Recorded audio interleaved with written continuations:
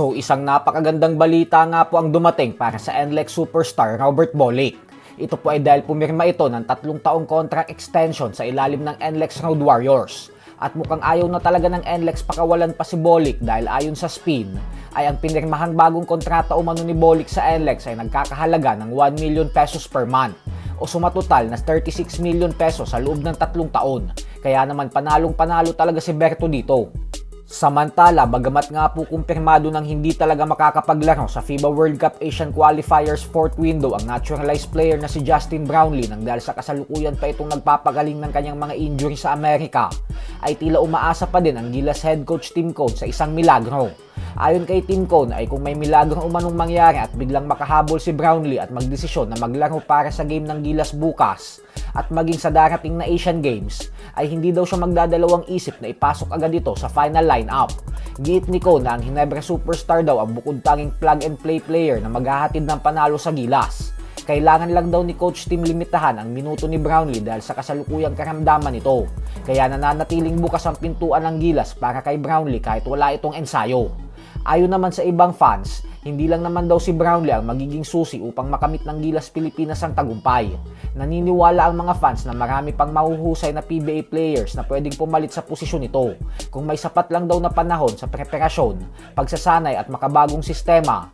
Tiyak na makakaasa tayo ng magandang resulta mula sa national team.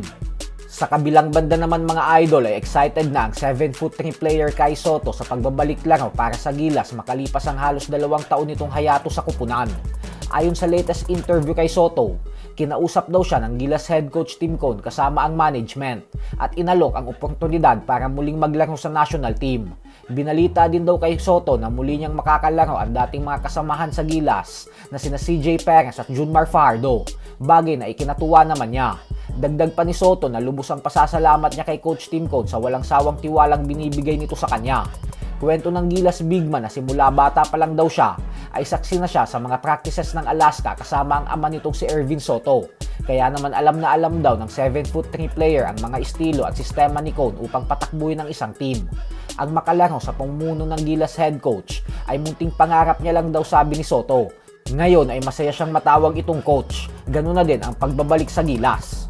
Samantala, habang laking kawalan nga ang pagkawala ni Justin Brownlee sa FIBA World Cup, oportunidad naman ito para puunan ng ibang players ang bakanting posisyon. At ang ultimong pinagpipilian ni Coach Tim Cone para sa slot na ito ay walang iba kundi sina Dwight Ramos, Kevin Kiambao at Carl Tamayo. Ayon kay Tim Cone, hindi daw siya nag-aalala na wala ang presensya ni Brownlee sa FIBA World Cup at Asian Games. Basta andyan ang nasabing 3 players ay mataas ang kumpiyansa nitong makamit ang tagumpay sa mga susunod na torneo. Giit din ni Cone na plano niyang bigyan sina Kiambao at Tamayo ng mas mahabang minuto upang ipamalas ang kanilang galing at tiwala niya dito. Habang si Ramos naman ang aantasan niyang magmando ng laro kapalit ng pagliban ni Brownlee.